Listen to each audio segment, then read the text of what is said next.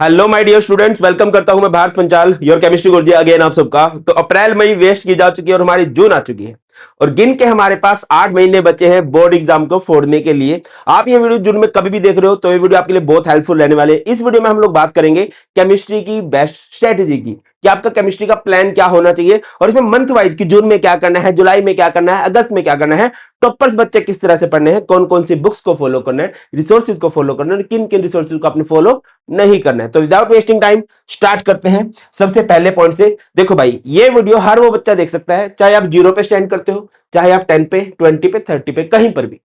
ठीक है, तो इसके अकॉर्डिंग आपको अपना प्लान बनाना है। सबसे पहले कॉपी पेन लेके बैठो। बहुत सारे बच्चे क्या स्ट्रैटेजी की वीडियो देखते रहते हैं, स्ट्रैटेजी से नंबर नहीं आते हैं, उसको फॉलो करने से नंबर आते हैं। और ये कोई हवा में बातें नहीं है, प्रैक्टिकल वीडियो है, सारी की सारी बातें फॉलो की जा सकती है और इन बातों को फॉलो करके बच्चों के नंबर्स आए भी हैं।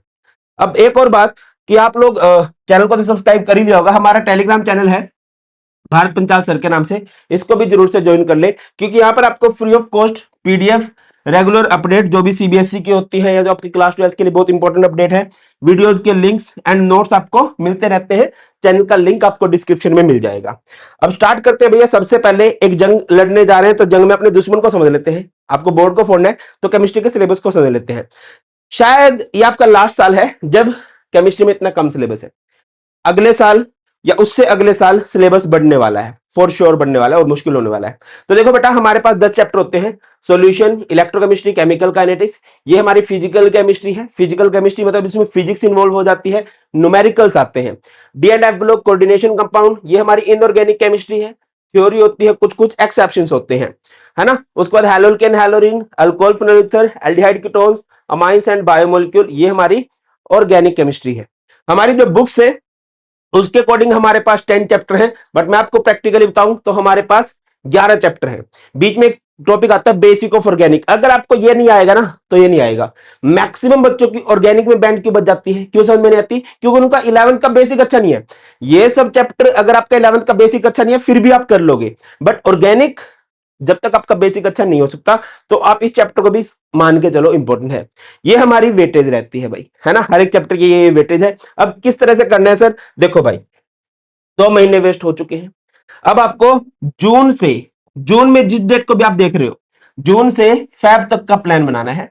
जो बोर्ड एग्जाम होते हैं पिछले कुछ सालों से देखा जा रहा है, सीबीएसई के बोर्ड एग्जाम 15 फरवरी से स्टार्ट हो जाते हैं। +5 -5 कर लेना, है ना, थोड़े दिन आगे पीछे हो सकते हैं, वरना 15 फरवरी ही होता है। ठीक है, जून में किसी भी डेट को देख रहे हो, 15 फरवरी तक आपको सब कुछ करना है। अब एक बात और मैं आपको बताता चलूं कि सबसे बड़ी जो गलती कर रहे हो ना, आप कंसिस्टेंट नहीं हो। तो सबसे पहले आप कमेंट करो कि I will be consistent from today. Sir, I will be consistent from today. आपने प्रॉमिस करना है कि आज से मैं डेली पढ़ूंगा, 30 minute, 40 minute, 45 minute, but daily पढ़ूंगा। और मैं प्रॉमिस करता हूं आपको कोई नहीं रोक सकता अच्छे मार्क्स लेके आने से। देखो, तो ये हो गया भाई। अब इसके बाद क्या करोगे, आपने स्टार्ट किस तरह से करना है? सबसे पहले तो ऑब्वियसली आप लेक्चर देखोगे। आप ऑनलाइन पढ़ाई कर रहे हो, ऑफलाइन पढ़ाई कर रहे हो, ऑनलाइन किसी कोर्स में, ऑफलाइन किसी टीचर से पढ़ते हो तो लेक्चर देखोगे। या फिर आप, मैं मान लेता हूं कि आप यूट्यूब पे वन शॉट देख रहे हो। ठीक है, तो वन शॉट से आपको आइडिया हो जाता है कि हाँ चैप्टर कहना क्या जाता है। साथ साथ एक आदत डाल लो नोट्स बनाने की। बहुत बच्चों में आदत नहीं है। ठीक है, नोट्स बनाओगे, यहां से समझोगे अब तुम्हें कितना आया है और बोर्ड एग्जाम के लिए क्या जरूरी है। इसके लिए आपको क्वेश्चन प्रैक्टिस करनी पड़ेगी, भर भर के क्वेश्चन प्रैक्टिस करनी पड़ेगी। और उसके लिए आप रेफरेंस बुक लोगे। देखो भाई, कई बच्चे क्या करते हैं, एक टॉपर ने बोल दिया एक्स बुक ले ले, दूसरे वाले ने बोल दिया वाई बुक ले ले, तीसरे वाले ने बोल दिया जेड बुक ले ले, और बच्चा ले लेता है सारी बुक। शायद वो एक बार पढ़ भी ले, बट नंबर नहीं आएंगे। देखो यार, सारी बुक्स में मोस्टली 95%, 90% कंटेंट तो लगभग सेम होता है, या 80% तो सेम ही होता है। मैं एक बात बोलता हूं बार बार, minimise your resources, maximise your revision. अपने रिसोर्सेज को मिनिमाइज करो और रिवीजन को मैक्सिमाइज करो। एक बुक पकड़ो, उसको 10 बार पढ़ो।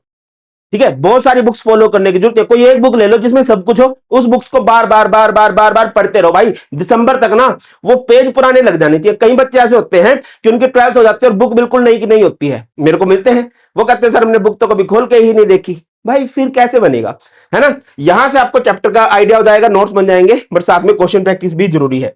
अब अगर मैं टॉपर्स की बात करूं तो बेटा आपके लिए केमिस्ट्री की बुक डिजाइन कर दी है मिशन 95+। होता ना मैनिफेस्टेशन, जब हर टाइम आप देखोगे मिशन 95+, मिशन 95+, तो और दिल करेगा।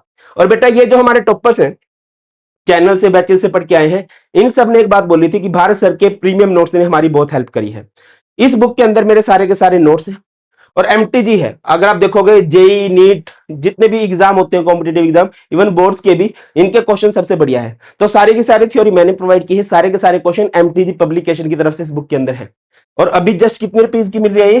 360, और बाद में भी 360 to 400 लगभग इसका प्राइस रहेगा। और अगर इतना प्राइस खर्च करके आपके 90 मार्क्स आ जाते हैं तो वो बुरा नहीं, बुक तो चाहिए ही। तो ये बुक जरूर देख लेना, लिंक आपको डिस्क्रिप्शन मिल जाएगा। ये सब रहेगा, यहां से प्रैक्टिस करो, पढ़ो और यहां से क्वेश्चन प्रैक्टिस करो, एक एक क्वेश्चन हो जाना चाहिए, ठीक है। अब आपका मंथ वाइज प्लान क्या होना चाहिए? सबसे इंपॉर्टेंट बात है ये कि सर मैं मान के चलता हूं अप्रैल अप्रैल में ही खराब हो चुके हैं, तो जून में क्या करना है? जून में आपको अपना 40% सिलेबस कंप्लीट कर लेना है, क्योंकि बेटा समर वेकेशन होती है मोस्टली जगह पर, तो आपके पास इनफ टाइम है, आप एक्स्ट्रा टाइम दे के कर सकते हो। देखो भाई, जो टॉपर बच्चे हैं ऑब्वियसली वो भी पढ़ रहे हैं, तो तुमने कोशिश ये करनी है कि 40% तक आपका सिलेबस हो जाए। सर 40% का मतलब क्या है? अब आपके जैसे सिलेबस में 10 चैप्टर हैं, तो कोशिश करो कि 3 से 4 चैप्टर हो जाए, और ये हर एक सब्जेक्ट में फॉलो करो।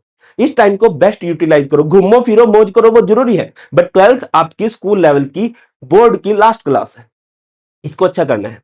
और बोर्ड की परसेंटेज बेटा मैटर करती है, बहुत सारे बच्चों को लगता है कहां मैटर करती है। अब जेई बच्चों का क्लियर हो गया, बट 75% बोर्ड में उनके नंबर नहीं आए, तो बोर्ड में अच्छे नंबर लाने हैं तो भैया ये जून में 40% सिलेबस कंप्लीट करोगे, उसके बाद जुलाई में 60%, 20% और अप कर लो, फिर अगस्त में इस सिलेबस को ले जाओ 80% तक हो जाएगा। अब सिलेबस कंप्लीट कैसे करना है मैंने आप लोगों को बोला, वन शॉट देखोगे, वन शॉट के बाद नोट्स बनाओगे, नोट्स के बाद क्वेश्चन प्रैक्टिस कर लोगे किसी भी बुक से, है ना। सभी बुक्स का लिंक मैं डिस्क्रिप्शन में दे दूंगा।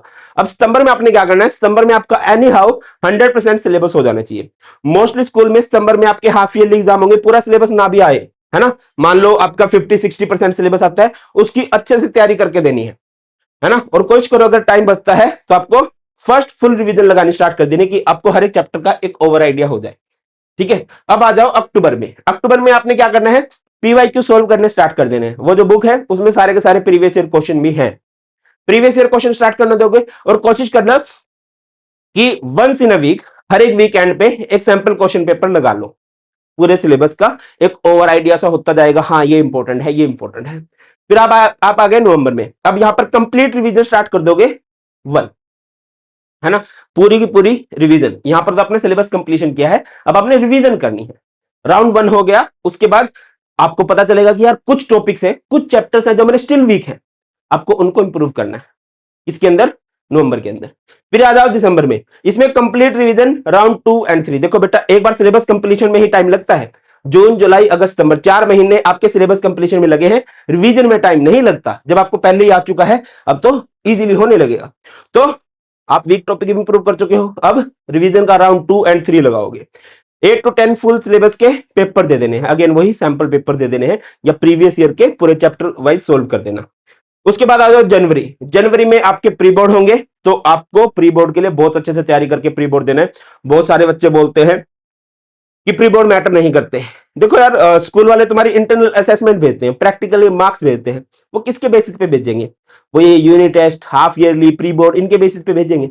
तो कोशिश करो ये अच्छे ही जाए, है ना। आपको अपना बेस्ट देना है, वो स्कूलों में स्ट्रिक्ट मार्किंग होती है वो एक अलग बात है, बट आपको अपना बेस्ट देना है। आगे आ जाओ, इंपॉर्टेंट आंसर करो, इंप्रूव करनी है आपको आंसर शीट की प्रैक्टिस। बहुत सारे बच्चे क्या होते हैं कि उनको कंसेप्ट आ रहा होता है, बट उनको आंसर को प्रेजेंट करना नहीं आता, उनकी आंसर शीट प्रेजेंटेशन अच्छी नहीं होती है। तो भैया ये इंप्रूव करने की जरूरत है, अपनी स्पीड बढ़ाने की जरूरत है। इस साल 2026 में जब एग्जाम हुआ तो बहुत सारे बच्चे रोते हुए आए, ये बोले कि सर पेपर छूट गया, पेपर रह गया सर, तो वो लिखने की प्रैक्टिस नहीं थी, दैट्स वाई। ठीक है, तो अपनी प्रैक्टिस करनी है और फरवरी में तो तुम्हारा पेपर हो ही जाएगा। इस तरह से आपको चलना है, हर एक मंथ का बेटा आपका ये प्लान होना चाहिए। तो जून में एनी हाउ आपको 30 to 40% सिलेबस कंप्लीट करना है, एक्स्ट्रा टाइम निकाल के। आप कभी भी देख रहे हो और जिस डेट को ये वीडियो देख रहे हो ना, कमेंट सेक्शन में वो भी जरूर लिखना। लास्ट में कुछ प्रो टिप मैं आपको दे देता हूं, आपको अपने वीकली और मंथली गोल जरूर लिखने हैं, है ना। जैसे आज जून का महीना स्टार्ट हो रहा है, तो इसमें फर्स्ट वीक का आपका क्या गोल होना चाहिए, है ना, कि केमिस्ट्री में चैप्टर 1 करूंगा, फिजिक्स में चैप्टर 1 करूंगा, मैथ्स में फर्स्ट चैप्टर करूंगा, या बायो में ये वाला सीन होना चाहिए। पीसीएम पीसीबी इन पे एक्स्ट्रा फोकस करना, थ्योरेटिकल फिजिकल एजुकेशन वो इजीली है, हो जाते हैं। बहुत सारे बच्चे हैं इंग्लिश में 100 है, फिजिकल एजुकेशन में 100 है, और इनमें हैप्पी बर्थडे हुआ पड़ा है, तो इन पे एक्स्ट्रा फोकस की जरूरत पड़ेगी। तो वीकली गोल रख लिया, एक मंथ का गोल भी बनाओ। मंथ का गोल मैंने आपको बता दिया कि आपको 30 to 40% सिलेबस करना है, ठीक है। इसके बाद क्या करो, यूज पेस रिवीजन। देखो बेटा, ये एक फैक्ट है, इंडियन एजुकेशन सिस्टम बिल्कुल ही बेसमेंट में है, गहराइयों में डूबा हुआ है, बढ़िया नहीं है ना। हमारी पढ़ाई ऐसी नहीं है जिसको पढ़ने का में मजा आए, जो एक बार पढ़ के याद हो जाए, ऐसा बिल्कुल नहीं है। आपको टाइम लगाना पड़ेगा, आपको चीजें बार बार देखनी पड़ेगी। जैसे आपने एक टॉपिक पढ़ा, फिर कोच करो, 2 दिन बाद पढ़ो, फिर वीकेंड पे पढ़ो, फिर मंथ एंड पे पढ़ो, ऐसे बार बार हर एक टॉपिक को बार बार पढ़ोगे, 4 से 5 बार पढ़ोगे, तभी वो आपकी लॉन्ग टर्म वाली मेमोरी में सेव होगा। अगली बात, बी कंसिस्टेंट। बेटा ये तो लाइफ में कहीं पर भी हो ना, अगर आप ये करते हो ना, तो आप टॉप 1% में आ जाओगे। इंडिया में जो टॉप 1% बच्चे हैं, बस कंसिस्टेंट रहना है। आंधी आए, तूफान आए, बीमार हो, खुश हो, दुखी हो, आपने पढ़ना है। 1 घंटा डेली पढ़ते हो, एक दिन नहीं पढ़ पा रहे हो, 30 मिनट पढ़ो, बट कंसिस्टेंटली पढ़ना है। आगे आ जाओ, फॉलो नहीं, focus on your health too. अपनी हेल्थ का ध्यान दो भाई, ये सबसे जरूरी है ना। प्रथम सुख निरोगी काया, हमारे हरियाणा में बोलते हैं।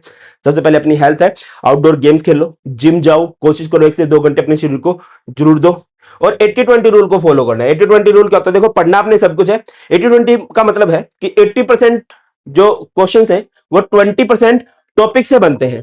तो आपको यह समझना पड़ेगा वो 20% टॉपिक कौन से हैं, है ना। आप बोलोगे तो मैं उस पर नई वीडियो भी बना दूंगा। तो बेटा इस तरह से आप बहुत अच्छा कर लोगे, और बहुत मेहनत करो यार, पेरेंट्स को प्राउड फील कराना है। मैं एक बात बहुत स्ट्रांगली मानता हूं कि इंसान नहीं बोलता, उसके दिन बोलते हैं। और जब दिन बोलते हैं ना, तो बहरे भी सुनते हैं। तो आपको अपने दिन बदलने हैं, इतनी मेहनत करनी है कि मजा आ जाए। That's all from my side. बहुत जल्द मिलते हैं, ख्याल रखिए। God bless you all, please take care. जय हिंद।